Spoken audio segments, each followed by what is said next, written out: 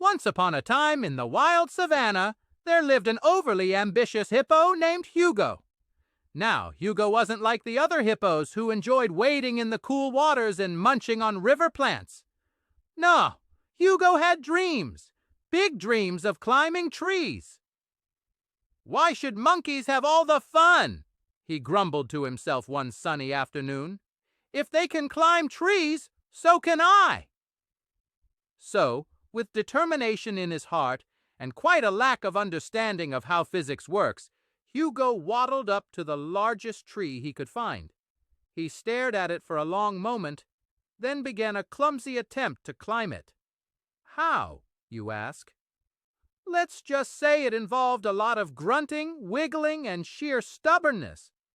Finally, after what seemed like an eternity, and some highly amused baboons watching from a branch above, Hugo managed to hoist himself onto a large limb halfway up the tree. Breathless but triumphant, he exclaimed, "I did it! I'm king of the tree!" He began doing what could only be described as a victory wiggle. But then, crack! "Uh-oh," Hugo muttered as the branch gave way. Down he plummeted, gaining speed like a very, very heavy boulder.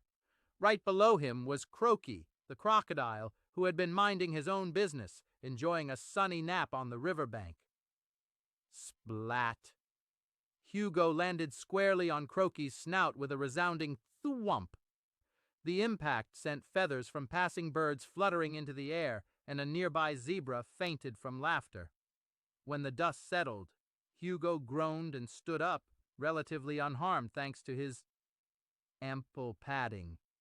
Croaky, however, opened his eyes, dazed and confused. His once proud, sharp snout was now as flat as a pancake. "What just happened?" Croaky croaked, trying to understand why the world suddenly looked different. Hugo sheepishly looked at Croaky. Sorry, buddy. Let's just say gravity isn't my best friend." From that day on, Croaky became the talk of the savannah, his flat snout earning him the nickname Flapjack Face. As for Hugo, he decided tree climbing wasn't his thing after all. But whenever he saw Croaky waddling by, he couldn't help but chuckle and call out, "Hey, Flapjack, want me to try it again?"